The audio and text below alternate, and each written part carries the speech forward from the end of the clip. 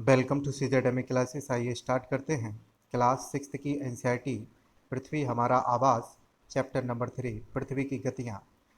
तो पृथ्वी एक तो अपने अक्ष पर घूमती है और एक चारों तरफ चक्कर लगाती है सूर्य का। तो देख लेते हैं, पहला पॉइंट ये दे रखा है, पृथ्वी का अपने अक्ष पर घूमना घूर्णन कहलाता है। सूर्य के चारों ओर एक स्थिर कक्ष में पृथ्वी की गति को परिक्रमण कहते हैं। अपने अक्ष पर घूमना घूर्णन कहलाएगा। और इसके बाद में कह रखा है कि सूर्य के चारों ओर स्थिर कक्ष में पृथ्वी की गति परिक्रमण है। पृथ्वी का अक्ष एक काल्पनिक रेखा है जो इसके कक्षीय तल से 66 सही 1/2 अंश का कोण बनाती है। पृथ्वी का अक्ष 66 सही 1/2 डिग्री का कोण बनाती है। वह समतल जो कक्ष के द्वारा बनाया जाता है उसे कक्षीय समतल कहते हैं। पृथ्वी अपने अक्ष पर एक चक्कर पूरा करने में लगभग 24 घंटे का समय लेती है। घूर्णन के समय काल को पृथ्वी दिन कहा जाता है। यह पृथ्वी की दैनिक गति है। आगे दिखाया गया है कर्क रेखा, मकर रेखा और विषुवत रेखाओं को, और ये पृथ्वी का कक्षीय तल दिखाया गया है। पृथ्वी के कक्षीय तल पर जो अंतर है उत्तरी ध्रुव से 23 सही 1/2 डिग्री का। प्राचीन भारतीय खगोलशास्त्री आर्यभट्ट ने बताया था कि पृथ्वी गोल है, अपने अक्ष पर घूमती है। पृथ्वी की दूसरी गति जो सूर्य के चारों ओर कक्ष में होती है उसे परिक्रमण कहा जाता है। पृथ्वी एक वर्ष या 365 सही 1/4 दिन में सूर्य का एक चक्कर लगाती है। हम लोग एक वर्ष में 365 दिन मानते हैं तथा सुविधा के लिए 6 घंटे को इसमें नहीं जोड़ते। 21 जून को हम सभी जानते रहे हैं कि उत्तरी गोलार्ध में सबसे बड़ा दिन होता है। पृथ्वी की इस अवस्था को उत्तर आयनात कहा जाता है। सबसे लंबा दिन तथा सबसे छोटी रात। कहाँ सबसे लंबा दिन होगा तो उत्तरी गोलार्ध में। गोलार्ध पृथ्वी के 2 हैं तो इधर उत्तरी गोलार्ध में सबसे लंबा दिन होगा। उसी प्रकार से 22 दिसंबर को दक्षिणी ध्रुव के सूर्य की ओर झुके होने के कारण मकर रेखा पर सूर्य की किरणें सीधी पड़ती हैं। इसका मतलब यह हुआ कि 22 दिसंबर दक्षिणी गोलार्ध का सबसे बड़ा दिन हो गया। आगे बात लिखी है, इसीलिए दक्षिणी गोलार्ध के बहुत बड़े भाग में प्रकाश प्राप्त होता है। इसीलिए दक्षिणी गोलार्ध में लंबे दिन तथा छोटी रातों वाली ग्रीष्म ऋतु होती है। पृथ्वी की इस अवस्था को दक्षिण आयनात कहा जाता है। ऑस्ट्रेलिया में ग्रीष्म ऋतु में क्रिसमस का पर्व मनाया जाता है। तो बहुत सिंपल सी बात है, ऑस्ट्रेलिया में ग्रीष्म ऋतु में क्रिसमस का पर्व मनाया जाएगा। जब दुनिया में उत्तरी अगर बात करें उत्तरी गोलार्ध में सर्दी का माहौल होता है तो वहीं ऑस्ट्रेलिया जो कि पूरी तरीके से हमारा दक्षिणी गोलार्ध में पड़ता है, यही कारण है कि क्रिसमस का जो त्यौहार है ऑस्ट्रेलिया में गर्मी में मनाया जाता है। 21 मार्च व 23 सितंबर को सूर्य की किरणें विषुवत व्रत पर पड़ती हैं। 21 मार्च और 23 सितंबर को, यही कारण है पृथ्वी पर रात व दिन बराबर होते हैं, इसे विषुव कहा जाता है। 23 सितंबर को उत्तरी गोलार्ध में शरद ऋतु होती है। 23 सितंबर को उत्तरी गोलार्ध में शरद ऋतु, जबकि दक्षिणी गोलार्ध में बसंत ऋतु होती है। बसंत ऋतु कब होती है दक्षिणी गोलार्ध में? 23 सितंबर को। 21 मार्च को स्थिति इसके विपरीत होती है, जब उत्तरी गोलार्ध में बसंत ऋतु तथा दक्षिणी गोलार्ध में शरद ऋतु होती है। 21 मार्च बसंत ऋतु हम सभी जानते हैं। पृथ्वी के घूर्णन एवं परिक्रमण के कारण दिन एवं रात तथा ऋतुओं में परिवर्तन होता है। पृथ्वी के घूर्णन के कारण दिन एवं रात, परिक्रमण के कारण ऋतुओं में परिवर्तन होता है। आगे क्वेश्चन करवाए गए हैं। पृथ्वी की सूर्य के चारों ओर गति परिक्रमण। सूर्य की सीधी किरणें विषुवत व्रत पर कब पड़ती हैं? 21 मार्च को। गर्मी में क्रिसमस का पर्व ऑस्ट्रेलिया में मनाया जाता है। ऋतुओं में परिवर्तन पृथ्वी की किस गति के कारण होता है? परिक्रमण। ऋतुओं में परिवर्तन अगर दिन रात पूछा जाए तो घूर्णन के कारण। एक लीप वर्ष में दिनों की संख्या, लीप वर्ष 366। प्रत्येक 4 वर्ष के बाद लीप वर्ष संभवतः रिपीट होती है। कभी कभी ऐसा नहीं भी देखा जाता है। लीप वर्ष में होता क्या है, 29 दिनों की फरवरी होती है। जो 6 घंटे हमारे बचते चले जाते हैं 365 सही 1/4 वाले, उसी के कारण एक दिन आपका बढ़ जाता है 4 वर्षों में। पृथ्वी की प्रतिदिन की गति को क्या कहते हैं, तो आप सभी परिचित हैं। पृथ्वी की प्रतिदिन की गति घूर्णन कहलाती है। पृथ्वी सूर्य के चारों ओर किस कक्षा में, दीर्घ वृत्ताकार कक्षा में घूमती है। 21 जून को सूर्य की किरणें रेखा पर सीधी पड़ती हैं। कौन सी रेखा है, तो कर्क रेखा। ऋतु में दिन छोटे होते हैं। अब यहाँ पे पूछा गया है कि किस ऋतु में दिन छोटे हैं, तो शरद। 4 है मानचित्र। मानचित्र के बारे में बहुत सारी बातें बताई गई हैं, उनको एक एक करके देख लेते हैं। तो मानचित्र आपका पहला मानचित्र का प्रकार है भौतिक मानचित्र। इसमें क्या क्या देखने को मिलता है, पृथ्वी की प्राकृतिक आकृतियाँ जैसे पर्वतों, पठारों, मैदानों, नदियों, महासागरों इत्यादि को दर्शाने वाले मानचित्रों को भौतिक या उच्चावच मानचित्र कहा जाता है। राजनीतिक मानचित्र क्या होंगे, राज्यों, नगरों, शहरों तथा गांवों और विश्व के विभिन्न देशों व राज्यों तथा उनकी सीमाओं को दर्शाने वाले मानचित्र को राजनीतिक मानचित्र कहा जाता है। एक और है तीसरा थीमेटिक मानचित्र। थीमेटिक मानचित्र कुछ मानचित्र विशेष जानकारियां प्रदान करते हैं, जैसे सड़क मानचित्र, वर्षा मानचित्र, वन तथा उद्योगों आदि के वितरण दर्शाने वाले मानचित्र इत्यादि। इस प्रकार के मानचित्र को थीमेटिक मानचित्र कहा जाता है। मानचित्र के 3 घटक हैं, दूरी, दिशा और प्रतीक। दूरी आप सभी जानते हैं, मानचित्र एक आरेखण होता है जो कि पूरे विश्व या उसके एक भाग का को छोटा कर कागज के एक पन्ने पर दर्शाया जाता है। या यह कह सकते हैं कि मानचित्र छोटे पैमाने पर खींचे जाते हैं, लेकिन इसे इतनी सावधानी से छोटा किया जाता है ताकि स्थानों के बीच की दूरी वास्तविक रहे। यह तभी संभव हो सकता है जब कागज पर एक छोटी दूरी स्थल की बड़ी दूरी को व्यक्त करती हो। तो पैमाना इसके लिए जरूरी होता है, इसलिए इस उद्देश्य के लिए एक पैमाना चुना जाता है। पैमाना स्थल पर वास्तविक दूरी तथा मानचित्र पर दिखाई गई दूरी के बीच का अनुपात होता है। पैमाना क्या होता है, स्थल पर वास्तविक दूरी तथा मानचित्र पर दिखाई गई दूरी के बीच का अनुपात होता है पैमाना। अब इसमें एक बताया गया उदाहरण देके समझाया गया कि बहुत ज़्यादा आवश्यकता नहीं है हमें। मानचित्र पर 5 सेंटीमीटर स्थल के 500 किलोमीटर को दर्शाता है, इसको छोटे पैमाने वाला मानचित्र कहते हैं। तो यही उदाहरण देके समझाया गया है। नेक्स्ट एक एक करके भी यहाँ पे प्रयोग है, उसको हम लोग नहीं देखेंगे। यहाँ भी बताया गया कि फलोद्यान को कैसे ग्रीन ग्रीन कर दिया गया है। करीम का घर है, और यहाँ एक कहानी बताई गई है। सामुदायिक केंद्र दिखाया गया। पीओ का मतलब पोस्ट ऑफिस होता है। तो ये सब ये कुआ का प्रतीक है। खेल का मैदान है, घास कुछ इस प्रकार से बना दी गई है। तो यहाँ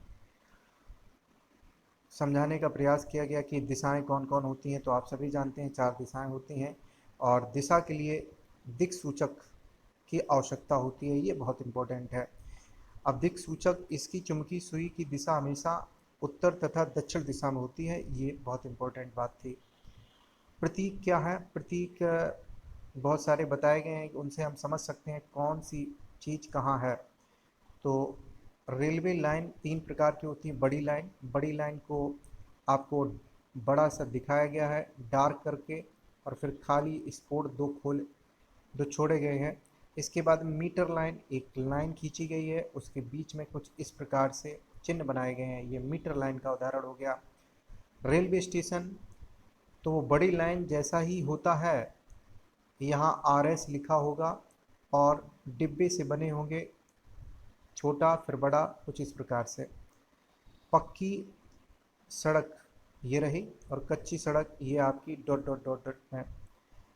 अंतर्राष्ट्रीय सीमा ये दिखाई गई है, और राज्य सीमा इस प्रकार से, और जिला की बिल्कुल हल्के हल्के बनाई गई है। हल्के हल्के का मतलब कलर का इफेक्ट वहाँ कम है, और यहाँ डार्कनेस अंतर्राष्ट्रीय में ज़्यादा है, उससे कम आपका राज्य में है।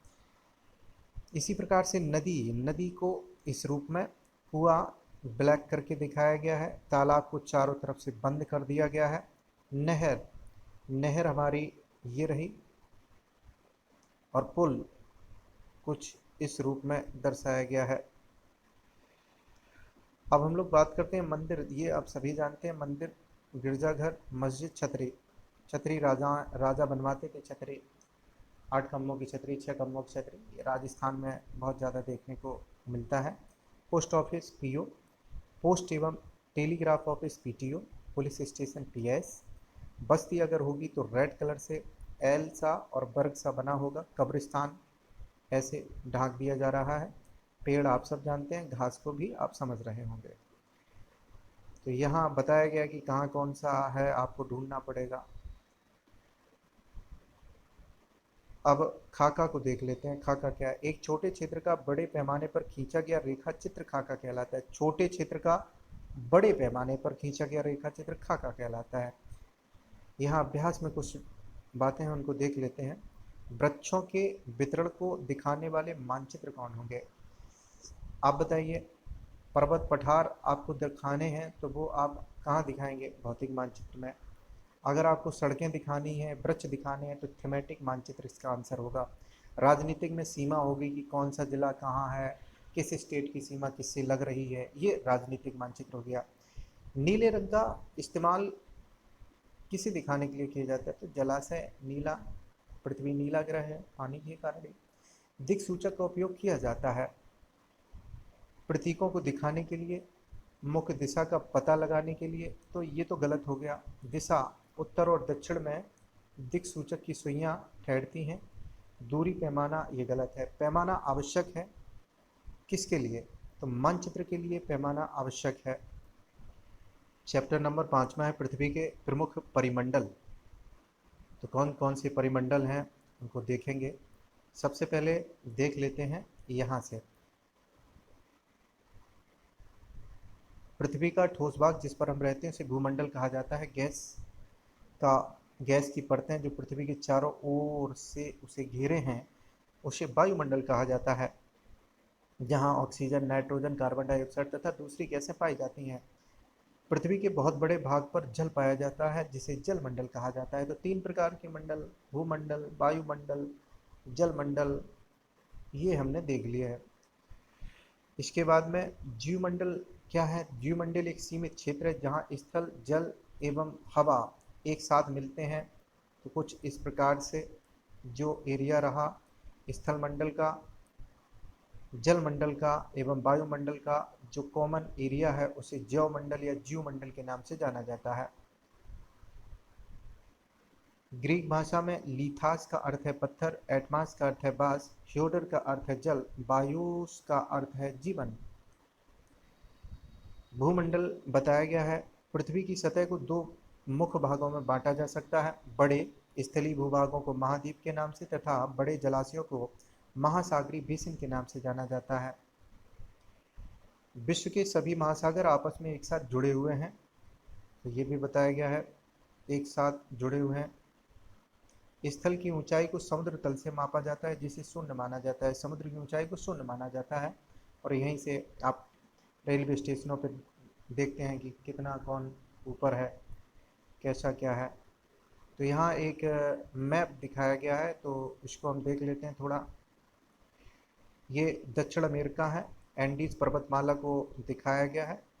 विश्व की सबसे लंबी पर्वतमाला एंडीज, जो चिली से होती हुई पेरू से होती हुई आगे बढ़ती है। यहाँ अमेजन नदी है। इसके बाद में इधर देख लेते हैं पर्वतों को। तो अफ्रीका में ड्रेकेंसबर्ग पर्वत है और यहाँ एटलस पर्वत है। इसके बाद में अगला जो पर्वत है आल्प्स है। और इधर आपका यूरोप और एशिया के बीच में यूराल पर्वत है। इसके बाद में ये हिमालय पर्वत रहा। और ऑस्ट्रेलिया में ग्रेट डिवाइडिंग रेंज ये रही। हम लोग उत्तरी अमेरिका की तरफ चलते हैं तो रॉकी पर्वत और अल्पेशियन पर्वत हमको देखने को मिल जाते हैं। विश्व का सबसे ऊंचा शिखर माउंटेन एवरेस्ट है, 8,848 मीटर है। विश्व का सबसे गहरा भाग प्रशांत महासागर का मेरियाना गर्त है जिसकी गहराई 11,022 मीटर है। यहाँ पॉइंट बताया गया कि आप जानते हैं न्यूजीलैंड के एडमंड हिलेरी तथा भारत के तेनजिंग नोर्गे शेरपा भारत की जगह नेपाल के थे। 29 मई 1953 को पृथ्वी के सबसे ऊंचे शिखर माउंट एवरेस्ट पर चढ़ने वाले पहले व्यक्ति थे। जापान की जुंको ताबेई विश्व की पहली महिला, जिन्होंने 16 मई 1975 को, मई में ही स्टार्टिंग ये लोग करते हैं चढ़ने की, इन्होंने 16 मई और बचेंद्री पाल ने 23 मई को चुना। बचेंद्री पाल भारत की पहली महिला जिन्होंने 23 मई 1984 को एवरेस्ट पर कदम रखा। ये भी दोनों लोग मई में ही गए थे। महाद्वीप कितने हैं? तो प्रमुख 7 महाद्वीप हैं। अब इनमें से एशिया को देख लेते हैं। एशिया विश्व का सबसे बड़ा महाद्वीप है। यह पृथ्वी के कुल क्षेत्रफल का 1/3 भाग में फैला है। यह महाद्वीप पूर्वी गोलार्ध में स्थित है। कर्क रेखा इस महाद्वीप से होकर गुजरती है। एशिया के पश्चिम में यूराल पर्वत, जो इसे यूरोप से अलग करता है। यूरोप एवं एशिया के संयुक्त भूभाग को यूरेशिया कहा जाता है। यूरोप एशिया से बहुत छोटा है। यह महाद्वीप एशिया के पश्चिम में स्थित है। एशिया के पश्चिम में है। आर्कटिक वृत्त इससे होकर गुजरता है। यह 3 तरफ से जल से घिरा है। अफ्रीका के बारे में, अफ्रीका एशिया के बाद विश्व का दूसरा सबसे बड़ा महाद्वीप है। विषुवत वृत्त 0 डिग्री अक्षांश इस महाद्वीप के लगभग मध्य से गुजरता है। अफ्रीका का बहुत बड़ा भाग उत्तरी गोलार्ध में स्थित है। ये ऊपर दिखाया गया है, हम अभी देख लेते हैं जिससे और स्पष्ट बातें हो जाए। तो ये बताया गया है कि ये आपका अफ्रीका है। अफ्रीका में ये आपका कर्क रेखा, ये आपकी भूमध्य रेखा, ये मकर रेखा, तो तीनों रेखाएं अफ्रीका से ऊपर जा रही हैं। वहीं एशिया की बात करें तो एशिया से सिर्फ और सिर्फ कर्क रेखा गुजर रही है। यूरोप से कोई रेखा नहीं गुजरती है तीनों की तीनों में से। और बहुत स्पष्ट रूप से बताया गया कि आर्कटिक महासागर के द्वारा ये यूरोप घिरा हुआ है तीनों ओर से। और एशिया के पश्चिम में आपका यूरोप स्थित है। ये सब बातें यहाँ बताई गई हैं। और ऑस्ट्रेलिया से अगर कहा जाए तो ऑस्ट्रेलिया से कौन सी रेखा? मकर रेखा गुजरती है। आगे पढ़ लेते हैं। सहारा का रेगिस्तान विश्व का सबसे गर्म रेगिस्तान है, जो कि अफ्रीका में स्थित है। तो ये सब हमने देख लिया है। विश्व की सबसे लंबी नदी नील अफ्रीका से होकर गुजरती है। उत्तर अमेरिका देखते हैं। उत्तर अमेरिका के बारे में, विश्व का तीसरा सबसे बड़ा महाद्वीप है उत्तर अमेरिका। यह दक्षिण अमेरिका से एक सक्रिय स्थल से जुड़ा है जिसे पनामा संधि कहते हैं। पनामा संधि कहाँ है? तो ये आपकी पनामा संधि रही। ये पनामा संधि, पनामा। दक्षिण अमेरिका का अधिकांश भाग दक्षिणी गोलार्ध में स्थित है। इसके पूर्व एवं पश्चिम में कौन से 2 महासागर है? तो आपने देखा था ये एक तरफ प्रशांत था और एक तरफ अटलांटिक महासागर था दक्षिण अमेरिका के। इसकी सबसे लंबी पर्वत श्रृंखला एंडीज इसके उत्तर से दक्षिण की ओर फैली हुई है। उत्तर से दक्षिण है एंडीज, बात हुई थी। दक्षिण अमेरिका में विश्व की सबसे बड़ी नदी अमेजन बहती है। ऑस्ट्रेलिया के बारे में बताया गया, विश्व का सबसे छोटा महाद्वीप है, जो कि पूरी तरह से दक्षिणी गोलार्ध में स्थित है। यह चारों तरफ से महासागरों तथा समुद्रों से घिरा है। इसे द्वीपीय महाद्वीप कहा जाता है। अंटार्कटिका के बारे में देखते हैं। अंटार्कटिका एक बहुत बड़ा महाद्वीप है जो कि दक्षिणी गोलार्ध में स्थित है। दक्षिण ध्रुव इस महाद्वीप के मध्य में स्थित है। चूंकि यह दक्षिण ध्रुव क्षेत्र में स्थित है, इसलिए यह हमेशा मोटी बर्फ की परतों से ढका रहता है। भारत के भी शोध संस्थान यहाँ है, क्योंकि यहाँ मानव निवास नहीं करता, बस शोध ही चलते हैं। इनके नाम मैत्री और भारती हैं। जलमंडल, पृथ्वी को नीला ग्रह कहा जाता है। पृथ्वी का 71% भाग जल तथा 29% भाग स्थल है। जलमंडल में जल के सभी रूप उपस्थित हैं। इसमें महासागर एवं नदियाँ, झीलें, हिमनदियाँ, भूमिगत जल, वायुमंडल की उपस्थिति सभी सम्मिलित होते हैं। जलवाष्प की उपस्थिति भी होती है। पृथ्वी पर पाए जाने वाले जल का 97% से अधिक भाग महासागरों में पाया जाता है, जो हमारे काम का भी नहीं है, खारा होता है। महासागर जलमंडल के मुख्य भाग हैं, ये आपस में जुड़े हुए हैं। महासागरी जल हमेशा गतिशील रहता है। तरंगें, ज्वार भाटा तथा महासागरी धाराएं महासागरी जल की 3 मुख्य गतियां हैं। बड़े से छोटे आकार के आधार पर 5 महासागर बताए गए हैं। प्रशांत सबसे बड़ा है, इसके बाद अटलांटिक महासागर है, फिर हिंद महासागर है, चौथे नंबर पे दक्षिणी महासागर और पांचवें नंबर पे आर्कटिक महासागर। आर्कटिक महासागर आप बताइए, आर्कटिक महासागर से कौन सा महाद्वीप घिरा हुआ है तीन ओर से? तो यूरोप आंसर होगा। प्रशांत महासागर सबसे बड़ा महासागर है, यह पृथ्वी के 1/3 भाग पर फैला है। पृथ्वी का सबसे गहरा भाग मैरियाना गर्त प्रशांत महासागर में स्थित है। प्रशांत महासागर लगभग वृत्ताकार है। एशिया, ऑस्ट्रेलिया, उत्तर एवं दक्षिण अमेरिका इसके चारों ओर स्थित हैं। एशिया भी, ऑस्ट्रेलिया, उत्तर एवं दक्षिण अमेरिका, अफ्रीका को छोड़ दें, यूरोप को छोड़ दें। आगे बताया गया है अटलांटिक महासागर विश्व का सबसे बड़ा दूसरा सबसे बड़ा महासागर है। यह अंग्रेजी भाषा के एस अक्षर के आकार का है। इसके पश्चिमी किनारे पर उत्तर एवं दक्षिणी अमेरिका है तथा पूर्वी किनारे पर यूरोप एवं अफ्रीका है। यूरोप और अफ्रीका पूर्वी किनारे पर है। अटलांटिक महासागर का तट रेखा बहुत अधिक दंतुरित है। यह अनियमित एवं दंतुरित तट रेखा प्राकृतिक पोताश्रय एवं पत्तनों के लिए आदर्श स्थिति है। हिंद महासागर ही एक ऐसा महासागर है जिसका नाम किसी देश के नाम पर यानी भारत के नाम पर रखा गया है। यह महासागर लगभग त्रिभुजाकार है। इसके उत्तर में एशिया, पश्चिम में अफ्रीका तथा पूर्व में ऑस्ट्रेलिया है। दक्षिणी महासागर अंटार्कटिक महाद्वीप को चारों ओर से घेरता है। अंटार्कटिक महाद्वीप को चारों ओर से घेरता है। यह अंटार्कटिक महाद्वीप से उत्तर की ओर 60 डिग्री दक्षिणी अक्षांश तक फैला है। आर्कटिक महासागर उत्तर ध्रुव वृत्त में स्थित है तथा यह उत्तर ध्रुव के चारों ओर फैला है। यह प्रशांत महासागर से छिछले जल वाले एक सक्रिय भाग से जुड़ा है जिसे बेरिंग जल संधि कहा जाता है। यह उत्तर अमेरिका के उत्तरी तटों तथा यूरेशिया से घिरा है। वायुमंडल को देख लेते हैं। वायुमंडल 1600 किलोमीटर की ऊंचाई तक फैला है। वायुमंडल को उसके घटकों, तापमान तथा अन्य के आधार पर 5 परतों में बांटा जाता है। ये कौन कौन सी परतें हैं? क्षोभ मंडल, समताप मंडल, मध्य मंडल, आयन मंडल, बहिर्मंडल यहाँ दर्शाई गई हैं। क्षोभ मंडल में बरसात वगैरह होती रहती है। समताप मंडल में आदर्श स्थिति पाई जाती है। किसके लिए? तो वायुयानों के लिए। बड़े आराम से यहाँ वायुयान उड़ सकते हैं। क्षोभ मंडल में नहीं उड़ सकते हैं क्योंकि यहाँ पे बरसात, हिमपाला यानी कि सभी गतिविधियां देखने को मिलती हैं।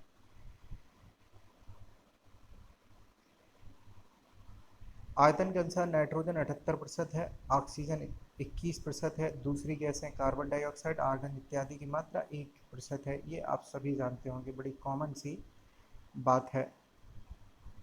इसके बाद में ज्योमंडल को दिखाया गया है।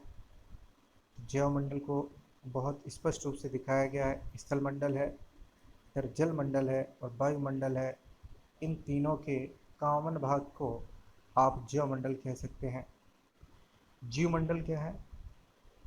जीवमंडल स्थल जल तथा वायु के बीच का एक सीमित भाग है। जीवमंडल जो है जल तथा वायु के बीच का सीमित भाग, यह वह भाग है जहाँ जीवन मौजूद है, जहाँ जीवों की बहुत सी प्रजातियाँ, आप सभी जानते हैं प्रजातियाँ, पढ़ने की बहुत ज़्यादा आवश्यकता यहाँ नहीं है। कौन सी श्रृंखला एशिया और यूरोप को अलग करती है? यूराल है। उत्तर अमेरिका दक्षिण अमेरिका से कैसे जुड़ा है? स्थल संधि है पनामा। वायुमंडल में किस गैस का प्रतिशत सर्वाधिक है? तो नाइट्रोजन का। पृथ्वी का कौन सा भाग ठोस चट्टानों से बना है? तो आप सभी जानते हैं स्थल मंडल या थल मंडल। सबसे बड़ा महाद्वीप एशिया है। पृथ्वी का सबसे गहरा भाग मेरियाना गर्त है। महासागर का नाम एक देश के नाम पर रखा गया है तो हिंद महासागर है। स्थल जल एवं हवा एक सीमित भाग है जो जीवन के लिए सहायक है। ज्योमंडल या जैव स्थल जल एवं हवा का एक सीमित भाग है। यूरोप एवं एशिया महाद्वीप को एक साथ यूरोप और एशिया महाद्वीप को एक साथ यूरेशिया कहा जाता है। पृथ्वी पर सबसे ऊंचा पर्वत शिखर कौन है? तो आप सभी जानते हैं माउंट एवरेस्ट। फिर हमारा हमारा देश भारत। तो अपने देश के ऊपर यहाँ पे बताया गया है, छोटी छोटी सी बातें हैं, उनको देख लेते हैं। हिमालय ऊंचे शिखरों से घिरा है। भारत उत्तर में, पश्चिम में अरब सागर, पूर्व में बंगाल की खाड़ी, दक्षिण में हिंद महासागर। भारत का क्षेत्रफल 32.8 लाख वर्ग किलोमीटर। उत्तर में लद्दाख से लेकर दक्षिण में कन्याकुमारी तक इसका विस्तार लगभग 3200 किलोमीटर तथा पूर्व में अरुणाचल प्रदेश से लेकर पश्चिम में कच्छ तक इसका विस्तार लगभग 2900 किलोमीटर तक है। इन सब की आप डिटेल में बात क्लास 9th में देखेंगे, वहाँ इसको विस्तार से बताया गया है। 2011 से अब तक भारत की आबादी 120 करोड़ से अधिक हो चुकी है। अब तो हम नंबर 1 बन चुके हैं भाई, ये पुरानी बात हो गई है। भारत की स्थिति के बारे में बताया गया कि भारत उत्तरी गोलार्ध में है, कर्क रेखा मध्य से होकर गुजरती है, 8 स्थानों से होकर गुजरती है, 8 जगहों से। भारत की मुख्य भूमि का विस्तार 8 डिग्री 4 मिनट उत्तर तथा 37 डिग्री 6 मिनट उत्तरी अक्षांशों के बीच है। पश्चिम से लेकर पूर्व तक भारत का विस्तार 68 डिग्री 7 मिनट पूर्वी तथा 97 डिग्री 25 मिनट पूर्वी देशांतरों के बीच में है, जो इलाहाबाद के नैनी से होकर गुजरता है।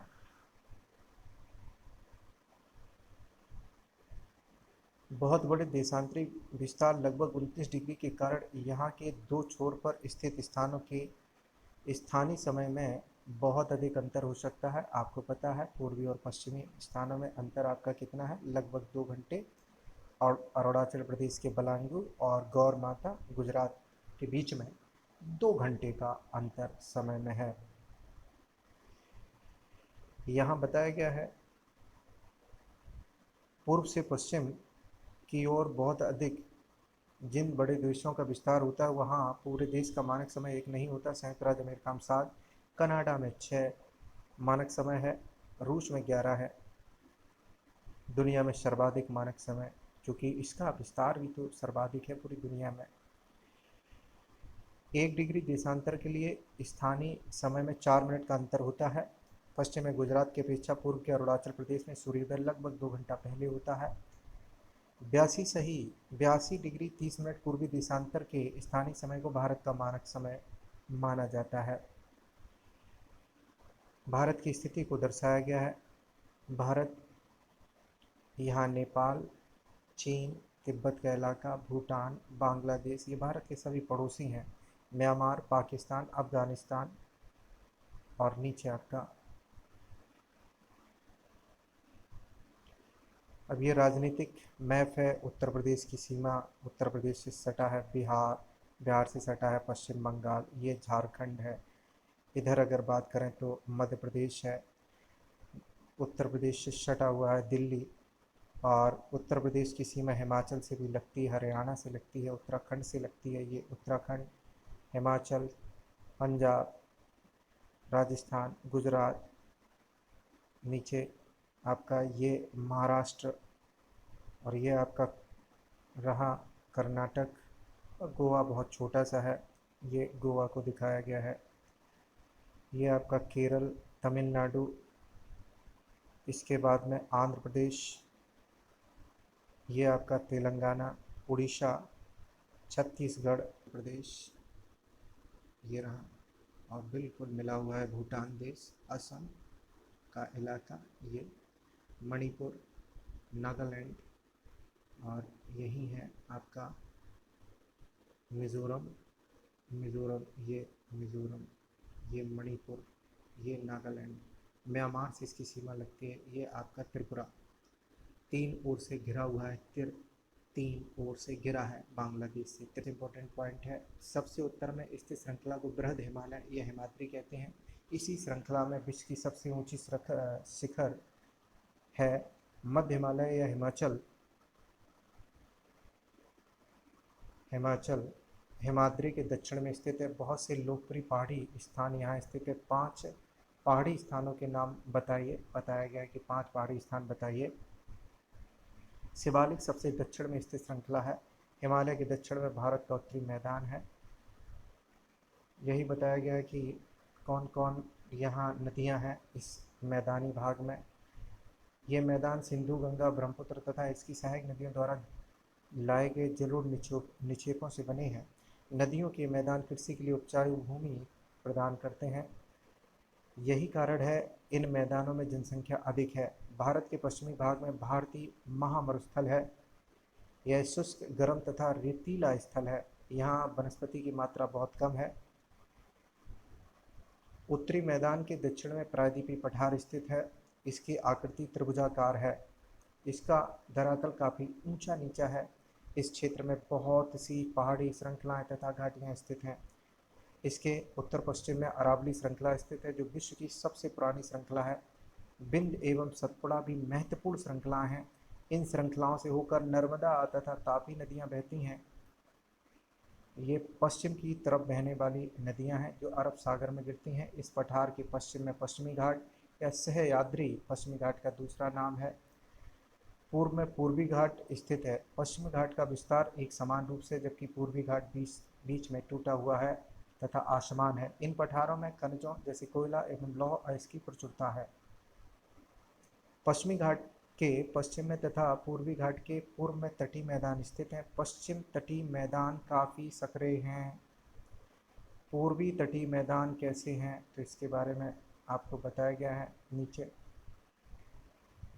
अपेक्षाकृत चौड़े हैं। वहाँ पूर्व की ओर बहने वाली कई नदियाँ हैं। महानदी, गोदावरी, कृष्णा तथा कावेरी बंगाल की खाड़ी में गिरती हैं। ये प्रवाल के बारे में समझाया गया। प्रवाल द्वीप क्या होते हैं? जो लक्षद्वीप हमारा प्रवाल भित्ति से बना हुआ है। ऑस्ट्रेलिया की ग्रेट डिवाइडिंग रेंज भी इसी से बनी है। तो देख लेते हैं। प्रवाल छोटे समुद्री जंतुओं के कंकाल हैं। इसे पॉलिप कहा जाता है। जब जीवित पॉलिप मरते हैं तब उनका कंकाल बच जाता है। अन्य पॉलिप की वृद्धि इन ठोस कंकालों के ऊपर होती रहती। एक मर जाता है, उसके ऊपर दूसरा, दूसरे के ऊपर तीसरा, तो इस प्रकार से ये संरचना चलती जाती है। बढ़ते बढ़ते काफ़ी ऊंचे हो जाते हैं तथा इस प्रकार प्रवाल द्वीपों का निर्माण करते हैं।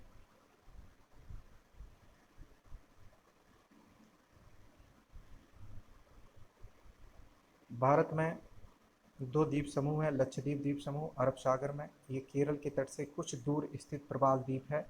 अंडमान एवं निकोबार द्वीप समूह भारत से दक्षिण पूर्व दिशा में बंगाल की खाड़ी में स्थित है। 2004 में सुनामी के बारे में बताया गया। इसी संबंधित ऊपर चित्र भी दर्शाए गए हैं। आइए देख लेते हैं अब प्रश्नों को। हिमालय की सबसे दक्षिणी भाग को क्या कहा जाता है? तो शिवालिक। सबसे दक्षिणी भाग शिवालिक है। सह्याद्री को अन्य किस नाम से? तो पश्चिमी घाट के नाम से। पाक जल संधि भारत एवं श्रीलंका के मध्य है। अरब सागर में स्थित भारतीय द्वीप समूह कौन है? तो लक्षद्वीप है। भारत की सबसे पुरानी पर्वत श्रृंखला आपकी अरावली है। भारत का क्षेत्रफल लगभग 32.8 लाख वर्ग किलोमीटर है। महान हिमालय को बृहद हिमालय के नाम से भी जाना जाता है। नर्मदा नदी अरब सागर में गिरती है। भारत के लगभग मध्य भाग से होकर गुजरने वाली रेखा कर्क है। तो ये आप